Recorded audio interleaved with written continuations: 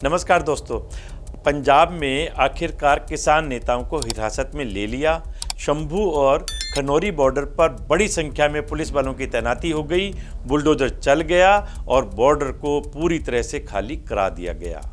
पंजाब की मान सरकार ने 13 महीने से चल रहे किसान आंदोलन को खत्म कर दिया। किसान नेता जगजीत सिंह डल्लेवाल और सरवन सिंह पंढेर समेत कई किसान नेताओं को हिरासत में लेकर शंभू और खनौरी बॉर्डर पर चल रहे धरना प्रदर्शन को उखाड़ कर फेंक दिया। बताया गया कि आंदोलन की वजह से पंजाब को आर्थिक नुकसान हो रहा था।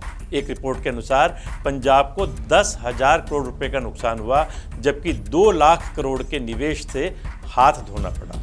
अपनी रिपोर्ट में बड़ा खुलासा करें उससे पहले जान लीजिए कि किसानों की मुख्य मांगें क्या थी, जिसकी वजह से किसान आंदोलन कर रहे थे।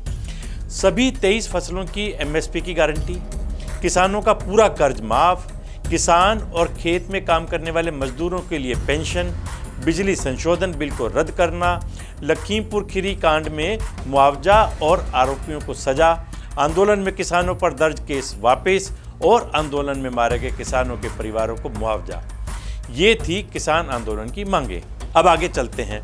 सियासी गलियारों में ये भी चर्चा है कि लुधियाना पश्चिम विधानसभा सीट पर उपचुनाव होने वाले हैं।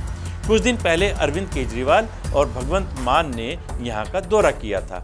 इस दौरान व्यापारियों ने बताया था कि सड़कों के ब्लॉक होने के कारण अर्थव्यवस्था प्रभावित हो रही है।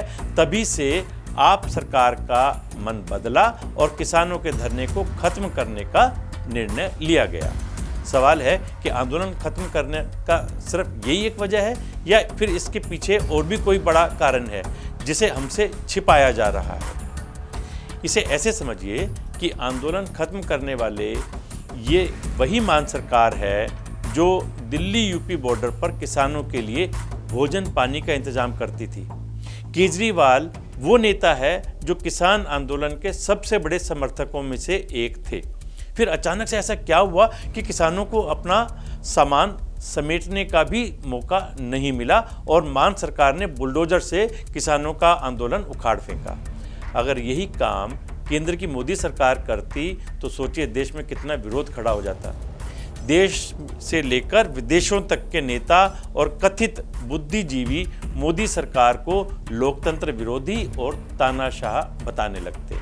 लेकिन यही काम मान सरकार ने किया तो ना विपक्षी दलों के नेता कोई प्रतिक्रिया दे रहे हैं और ना ही विदेशी नेता।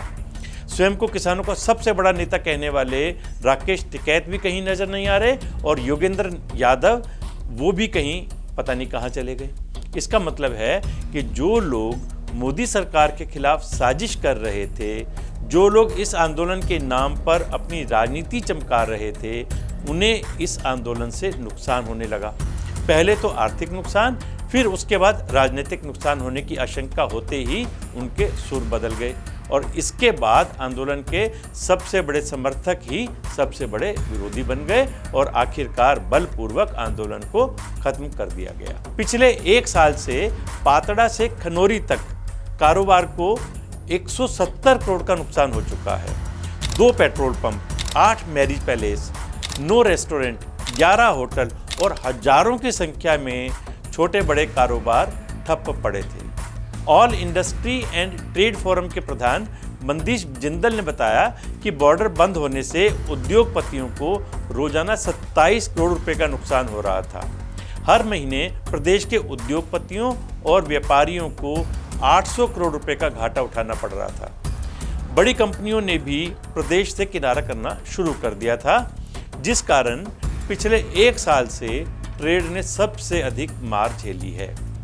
पंजाब बंद से सरकार को 90 करोड़ रुपए के राजस्व से हाथ धोना पड़ा था, जिसमें 60 करोड़ रुपए जीएसटी, 20 करोड़ रुपए डीजल और वैट और 10 करोड़ रुपए अन्य टैक्स शामिल है। किसान नेताओं और केंद्र सरकार के बीच 19 मार्च को हुई बैठक बेनतीजा रही। आंदोलन को अब बलपूर्वक समाप्त कर दिया गया है। 4 मई को अगली बैठक में क्या नतीजा निकलेगा, ये देखना दिलचस्प होगा। नमस्कार।